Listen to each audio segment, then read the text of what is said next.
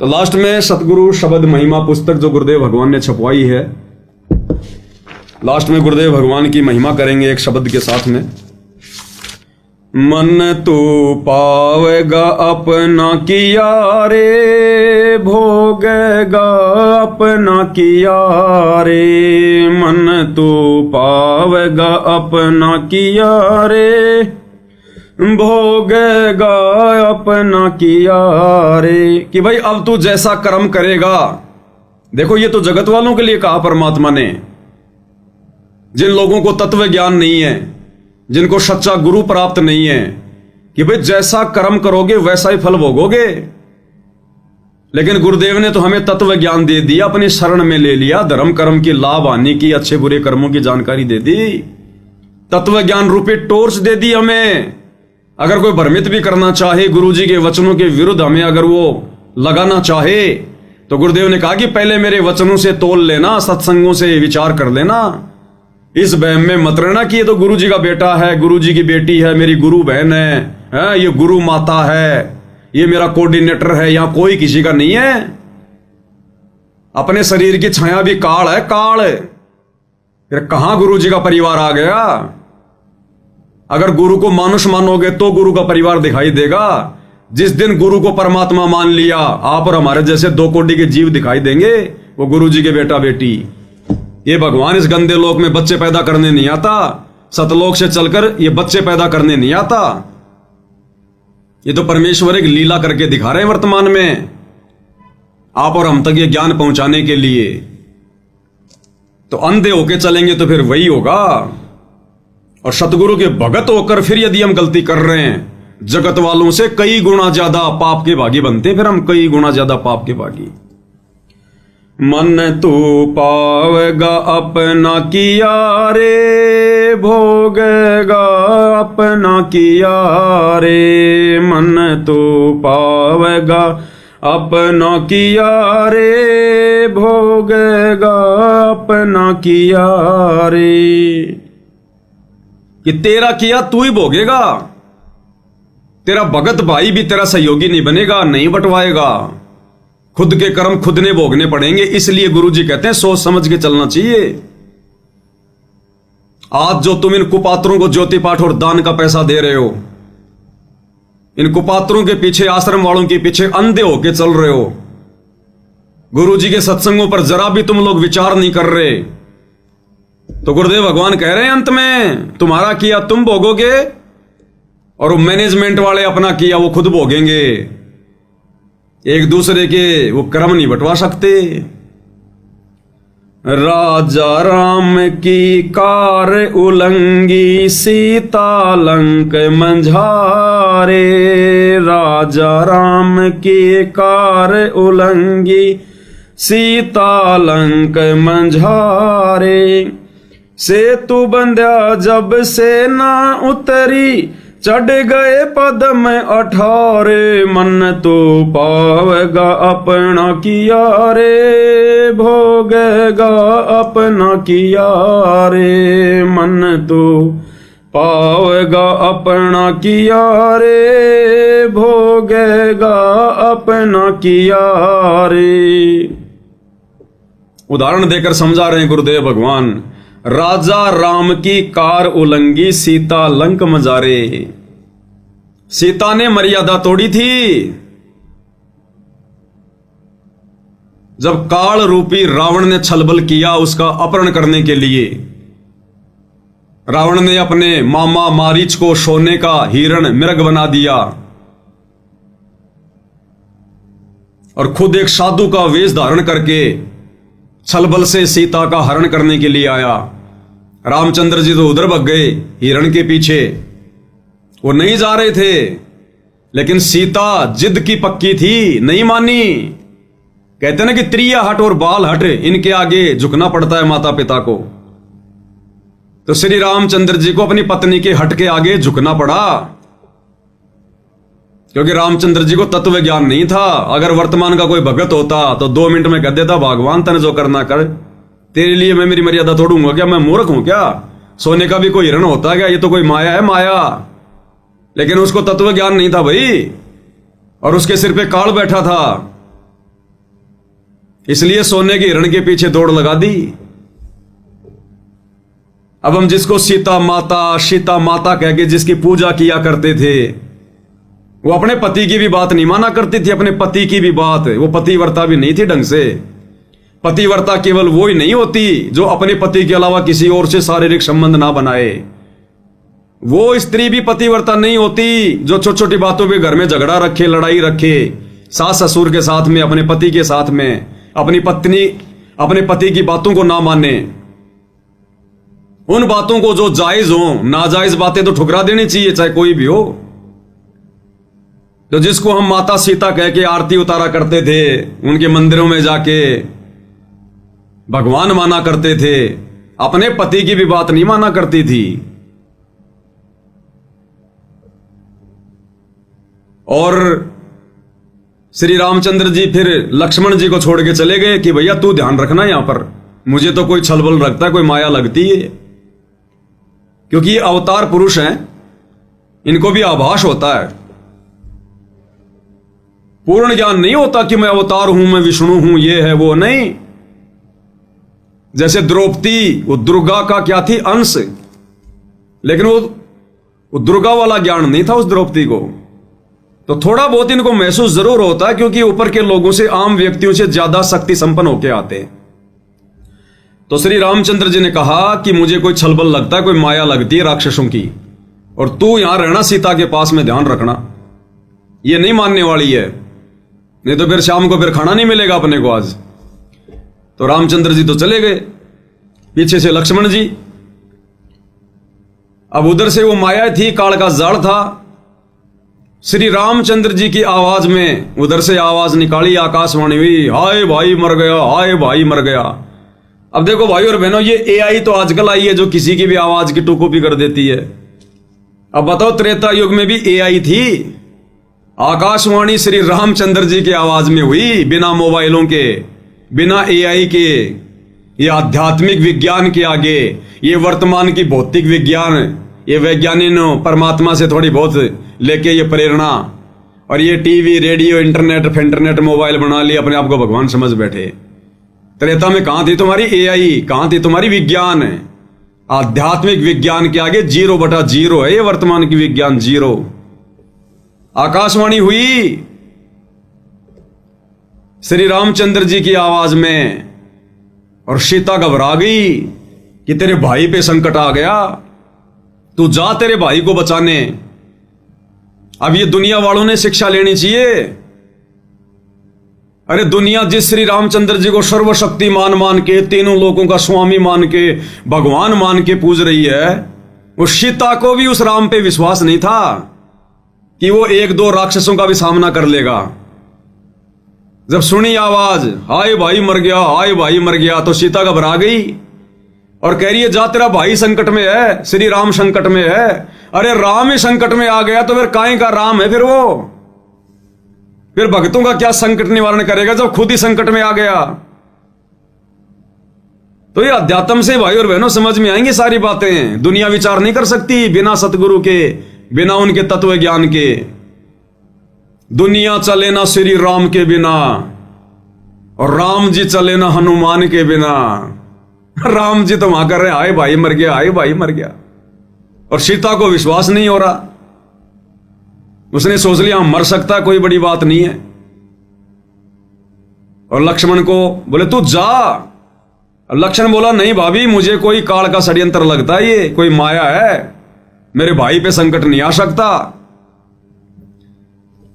तो गुरुदेव ने बताया, अंत में सीता ने ऐसी कटी जली बातें कह दी कि तू तो ये चाहता कि तेरा भाई मर जाए और तू मुझे अपनी पत्नी बना ले, तेरी नीयत में खोट है।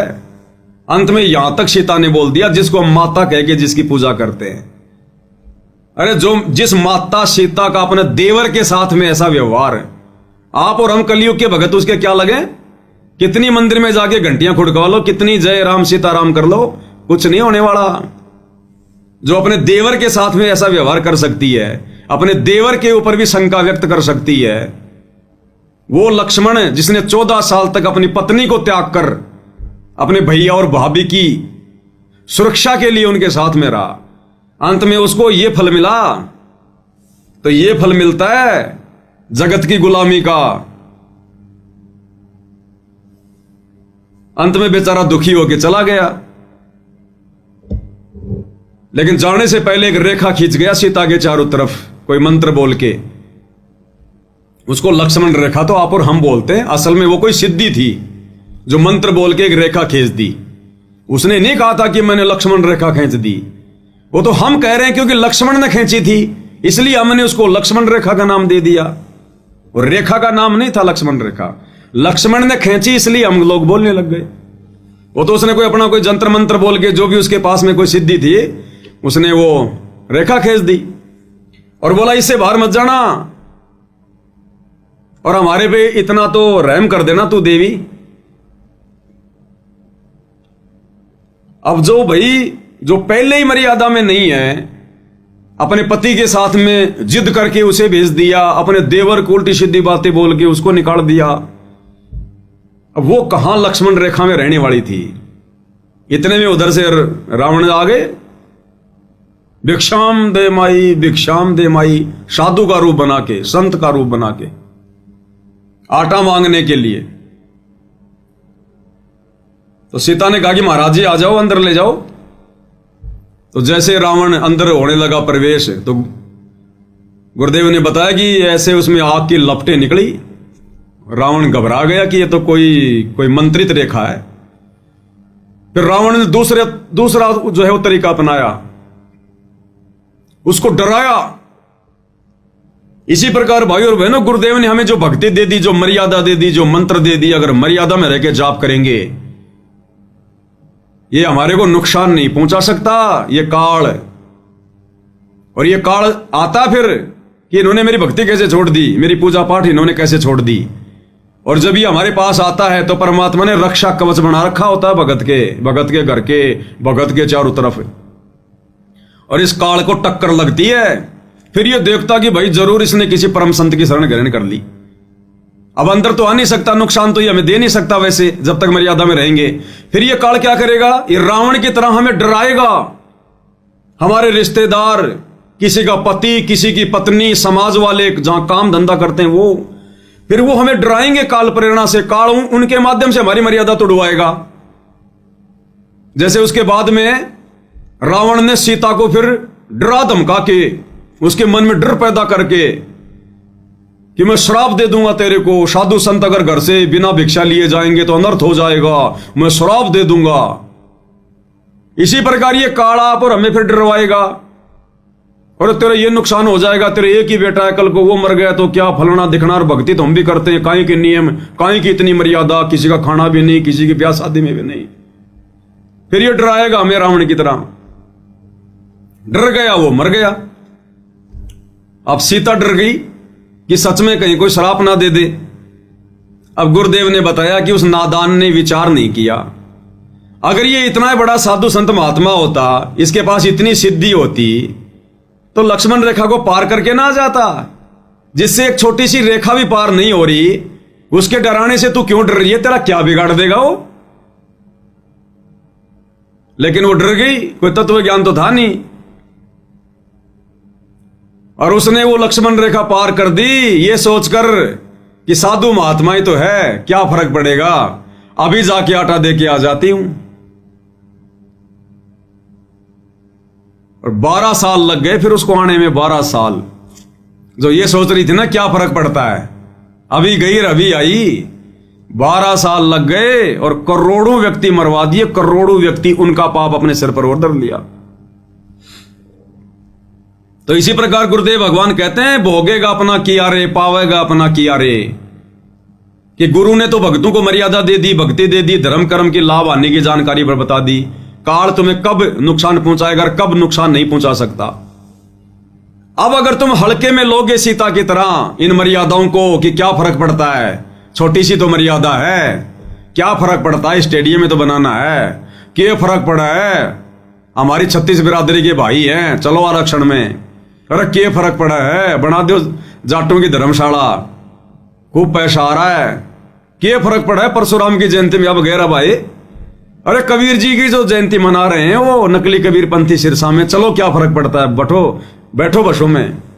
ये फर्क हिस्सा पड़ेगा। नानी आधा होगी आने वाले समय में। नानी अभी बैटरी चल रही इसलिए तुम्हें फर्क दिखाई नहीं दे रहा। तो सीता ने सोचा क्या फर्क पड़ा है। रावण ने डाल ली फिर अपने कंधे पे और लंका में जा टेकी। लंका में और 10 साल तक उसके बाग में ना ढंग से नहाना, ना पीना, ना खाना, ऐसी दुर्गति हुई। और 2 साल तक फिर वो लड़ाई चली और करोड़ों लोग मरे, करोड़ों लोग। तब जाके वो सीता वापस घर पे आई। तो इसी प्रकार भाई और बहनों, ये जो शब्द है ना, एक एक लाइन के अंदर एक एक कथा है, शिक्षा है। तो हम भक्तों ने भी कितनी सावधानी बरतनी पड़ेगी, हल्के में ले लेनी। वो लक्ष्मण रेखा थी तो ये सतगुरु रेखा है, मर्यादा। ये जो मर्यादा गुरुदेव ने दे दी ना, ये गुरु रेखा है, सतगुरु रेखा है। वो लक्ष्मण रेखा थी तो ये सतगुरु रेखा है। वो लक्ष्मण ने खींची थी, ये सतगुरु ने बताई है। तो लक्ष्मण रेखा तोड़ने से अगर इतना नुकसान हो सकता है तो सतगुरु रेखा तोड़ोगे तो क्या होगा, उससे कई गुना ज्यादा, अनंत गुना ज्यादा। इसलिए मर्यादाओं की आवश्यकता है भक्ति मार्ग में। और रावण का भी सत्यानाश नहीं होता। अकेली सीता के अपहरण करने से रावण का सत्यानाश नहीं होता। रावण का सत्यानाश गुरुदेव ने बताया, उसने साधु संत महात्माओं की वेशभूषा बना के उसने साधु बाणे को उसने लज्जित किया। उसने अन्नदेव का अपमान किया। वो कुकर्म करने के लिए काल तो साधु महात्माओं को भी बदनाम करवाना चाहता था ना उस समय, कि लोगों का भक्ति से विश्वास उठ जाए। इसलिए रावण को उसने प्रेरणा की कि तू संत का रूप बना, ताकि संतों से लोगों का विश्वास उठ जाए। और संत रूप में भगवान धरती पे आता है, तो ये काल की चाल थी। तो रावण को इस बात की सजा मिली कि उसने संत वेशभूषा को बदनाम करना चाहा, जिस वेशभूषा में यहां परमात्मा आता है। क्योंकि सत्ययुग, त्रेता और द्वापर में परमात्मा उसी वेशभूषा में उसी प्रकार से आते हैं, साधु संत महात्मा ऋषि का रूप बना के। काल ने उसी को बदनाम जो है वो करवाना चाहा। तो पहली सजा तो इस बात की मिली कि उसने संत वेशभूषा का उसने दुरुपयोग किया। जिस साधु बाणे में लोगों को ज्ञान समझाना था, धार्मिक काम करने थे, उसने सीता का अपहरण करने जैसा दुष्कृत्य किया। दूसरा, सीता का अपहरण करने के लिए उसने अन्नदेव का सहारा लिया। आटा, अन्न, इसलिए उसको सजा मिली। उसने अन्नदेव का उसने अपमान किया। अन्न के बहाने कि भिक्षाम दे माई, आटा दे, उसने अन्नदेव का अपमान किया। इसलिए फिर रावण की भी दुर्गति हुई। तो परमेश्वर आप और हमें समझाना चाहते हैं शब्द के माध्यम से। गुरुदेव का मकसद को रामायण समझाना नहीं है। ये रामायण तो हमने बहुत पढ़ रखी है। इन उदाहरणों के माध्यम से गुरुदेव समझाना चाहते हैं कि तुम्हारे साथ भी वही है। तुम अपने आप को सीता समझ लेना, हम भगत है सीता, और हमारे गुरुदेव हैं लक्ष्मण, जिन्होंने भक्ति देके और हमारे को मर्यादाओं में बांध दिया कि इस मर्यादाओं से बाहर मत जाना। जब तक हंसा हमारी आना और काल लगे ना तेरा बाणा। लक्ष्मण ने भी ये कहा था, भाभी जब तक इस रेखा के अंदर रहेगी तेरे ऊपर कोई आपत्ति नहीं आएगी। और गुरुदेव भी यही कहते हैं कि जब तक मेरी आन कान में रहोगे, मेरी मर्यादाओं में रहोगे, काल तुम्हारा कुछ नहीं बिगाड़ सकता। और रावण समझ लेना, काल वो छलबल करके और लक्ष्मण रेखा से बाहर निकालेगा, सतगुरु मर्यादाओं से, सतगुरु रेखा से बाहर निकालेगा। और अगर मर्यादाओं से बाहर निकले इन मैनेजमेंट वालों की तरह, फिर देखना चोटी पकड़ पकड़ के ले जाएगा। समय आते ही चोटी पकड़ पकड़ के, सतगुरु कुछ नहीं करेगा। जैसे लक्ष्मण की लक्ष्मण रेखा तोड़ी तो लक्ष्मण भी बचाव नहीं कर पाया और राम भी बचाव नहीं कर पाया। तो सतगुरु की अगर रेखा तोड़ेंगे, मर्यादा तोड़ेंगे, सतगुरु कुछ नहीं करेगा। तो कहते हैं, राजा राम की कार उलंगी और सीता लंक मंजारे, और सेतु बंध्या जब सेना उतरी चढ़ गए पदम 18। 18 पदम सेना गई थी, 18 पदम। और सेतु बंध्या जब सेना उतरी, गुरुदेव ने विस्तार से हमें सत्संगों में बता रखा है कि मुनिंदर ऋषि के रूप में श्री रामचंद्र जी का पुल भी कबीर परमेश्वर ने बनवाया, अपने गुरुदेव भगवान ने बनाया, जो उस समय मुनिंदर ऋषि के रूप में आए हुए थे। यानी सारे कार्य करने वाले ये परमेश्वर ही हैं। मन तू पावेगा अपना किया रे, भोगेगा अपना किया रे। लंका तोड़ बिलंका रे तोड़ी, महारावण से मारे। लंका तोड़ बिलंका रे तोड़ी, महारावण से मारे। 10 मस्तक रावण के काटे, विभीषण को राज दिया रे। मन तो पावेगा अपना किया रे, भोगेगा अपना किया रे। मन तो पावेगा अपना किया रे, भोगेगा अपना किया रे। अब ये सारे कार्य करने वाले कबीर भगवान सतगुरु रामपाल जी थे। श्री रामचंद्र जी की, विष्णु जी की औकात नहीं थी कि वो रावण को मार के और सीता को वापस लेकर आ जाए। ये कार्य भी कबीर भगवान ने किया राम का रूप बना के, जो गुरुदेव ने हमें सुख संवेद से पढ़ाया गरीबदास जी की वाणियों से।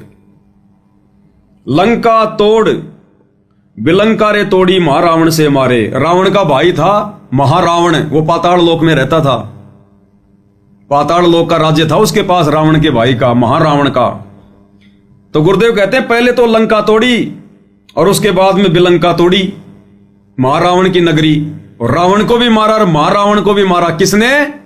कबीर भगवान ने, जो कबीर भगवान वर्तमान में सतगुरु रामपाल जी के रूप में आए हुए हैं। इन्होंने ही रावण को भी मारा श्री राम का रूप बना के, और महारावण को भी मारा पाताल में जाके हनुमान जी का रूप बना के। और पाताल लोक में महारावण को मारकर लक्ष्मण और राम को छुड़वा कर कौन लाया? कबीर भगवान सतगुरु रामपाल जी। ये परमेश्वर करता है सारे कार्य, और कोई नहीं है यहां करने वाला। परमात्मा कहते हैं सारे खेल हमने किए, हमसे मिले सो निश्चय जिए। एक छोटा सा सत्संग गुरुदेव भगवान के मुख कमल से, ताकि हमें विश्वास हो कि भाई ये करे करावे साइया, मन में लहर उठा, दादू सिर दर जीव का आप बगल हो जा। सारे खेल करने वाले यही कबीर भगवान है। सुनिएगा। और फिर ये भी कहा परमात्मा ने कि हमने ही रावण को मारा। काफी दिन हो गए थे युद्ध होते ने, रावण श्री रामचंद्र जी पर मरा नहीं था। तो परमेश्वर कहते हमने ही उसे राम को के माध्यम से, यानी अपनी उसका हमने तीर ठोका उसका, और मारता दिखता श्री राम, निशाना हमने साधा था उसका, तब वो रावण मरा था। क्या बताते हैं? हम ही रावण मार लंका पर करी चढ़ाई, हम ही 10 सिर मार देवतन की बंद छुटाई। हम ही राम रहीम करीम पूर्ण करतारा, हम ही बांधे सेतु चढ़े संग पद्म 18। हमने ही उस सेतु यानी पुल को हमने ही बांधा था अपनी शक्ति से।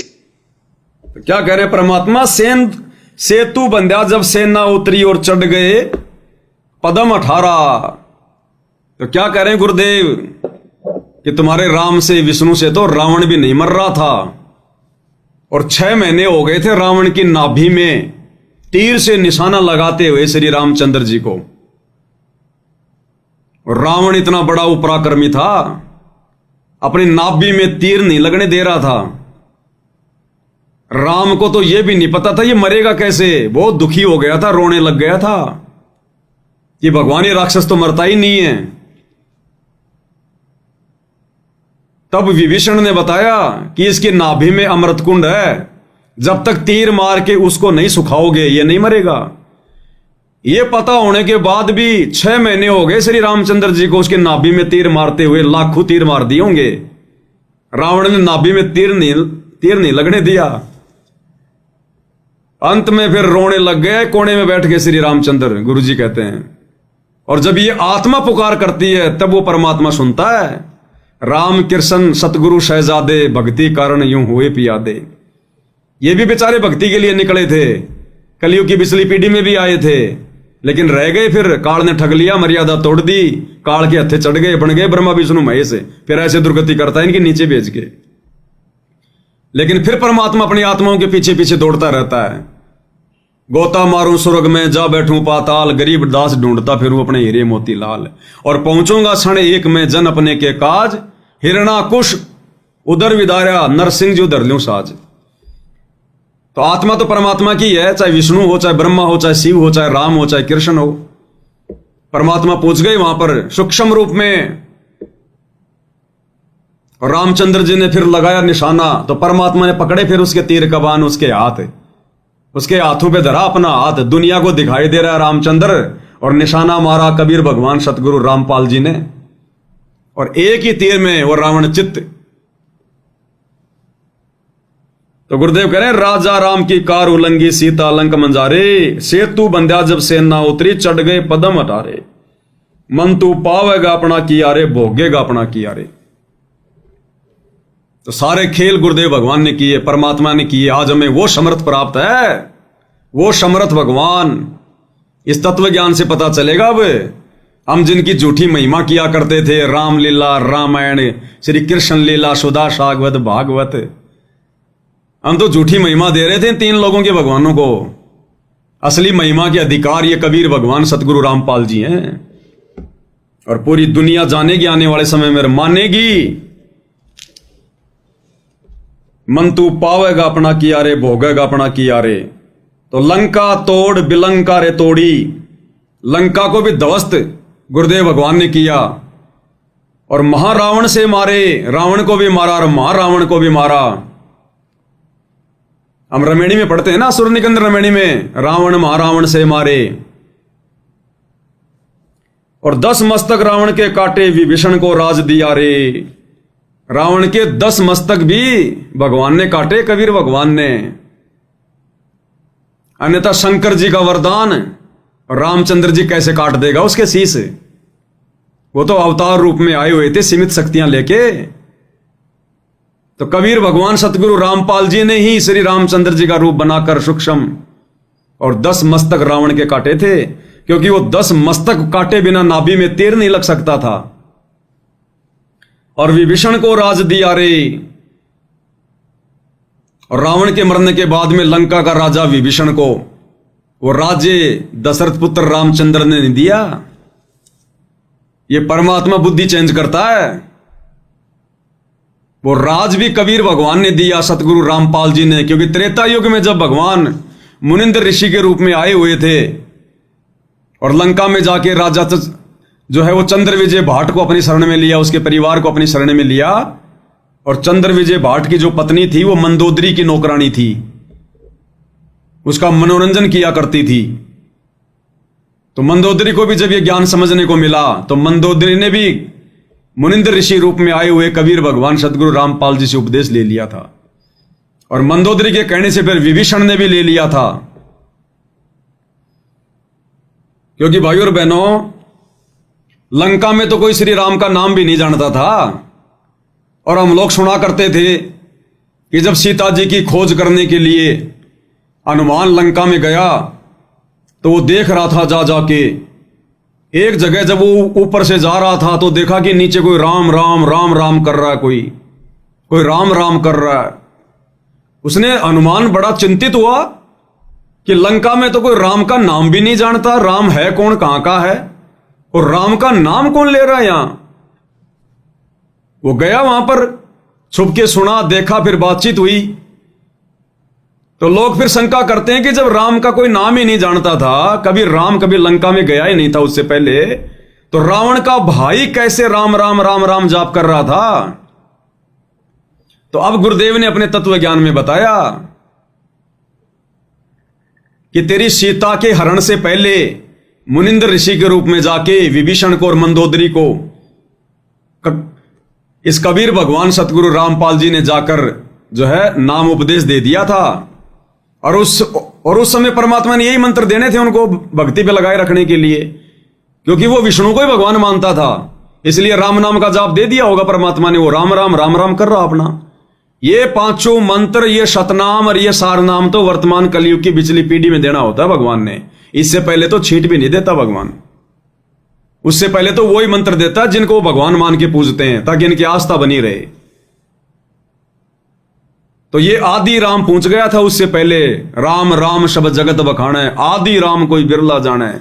ये आदि राम कबीर भगवान, सतगुरु रामपाल जी, ये भिन्न भिन्न वेश धारण करके और ये परमात्मा अपनी आत्माओं को सत भक्ति से जोड़ते हैं। तो वो राज्य भी उसके बाद में, रावण के मरने के बाद, वो राज्य भी उस भक्ति के कारण, विभीषण के दास भाव के कारण इस कबीर भगवान सतगुरु रामपाल जी ने बख्शा, राम के अंदर वो प्रेरणा करके। अन्यथा रामचंद्र और लंका का राज्य दे दे। सोचो भाई और बहनों, जो रामचंद्र सीता जी को वापस लाकर अश्वमेध यज्ञ कर रहा है, और अश्वमेध यज्ञ क्यों की जाती थी? सभी लोगों को अपने अंडर में करने के लिए। अगर कोई रामचंद्र की अधीनता स्वीकार नहीं करता है तो ये घोड़ा पकड़ ले, युद्ध करना पड़ेगा, इसीलिए तो छोड़ा था। तो राजाओं के अंदर तो ये इच्छा होती है एक दूसरे के ऊपर आक्रमण करके उनका राज्य छीनना, अपना वो प्रभुत्व कायम करना। और उधर तो रावण मर गया, लंका उसके कब्जे में आ गई, पूरा देश उसके कब्जे में आ गया। वो छोड़ने वाला था? कभी नहीं छोड़ने वाला था। अपने भाई को बैठा देता, किसी और को बैठा देता वहां पर। लेकिन परमात्मा ने प्रेरणा की उसके अंदर कि विभीषण ने तेरा साथ दिया है, अपने भाई का साथ छोड़कर, जो कि अधर्मी था, और इसने धर्म का साथ दिया है, इसलिए यहां का राज्य इसी को देना चाहिए।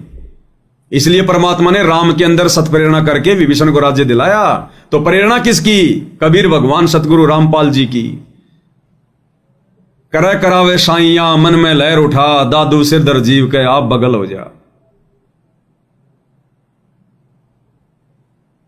और लोग कहते हैं ना कि रामचंद्र जी बड़े दयालु थे। काहे के दयालु थे भाई?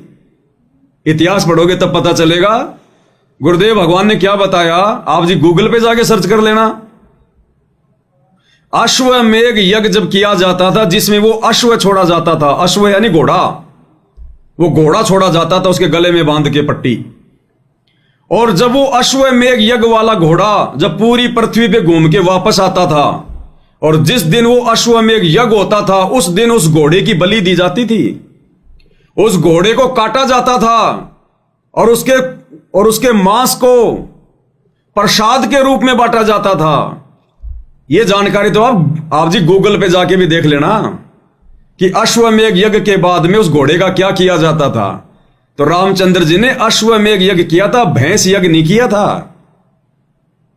तो काहे के दयालु थे, काहे की दया थी?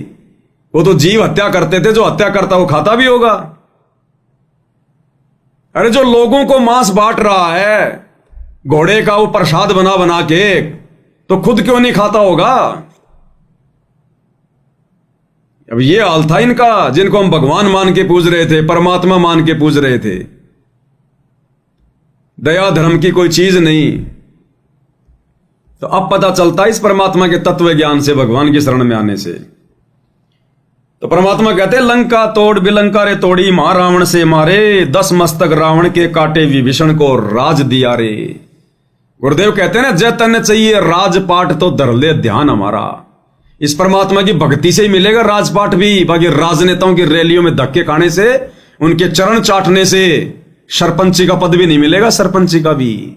ये गुरुजी के दोनों लड़के कहां फूल रहे हैं, चुनाव लड़ने की सोच रहे हैं, और बन भी गए तो निरे अपने कर्म फोड़ोगे, निरे अपने कर्म।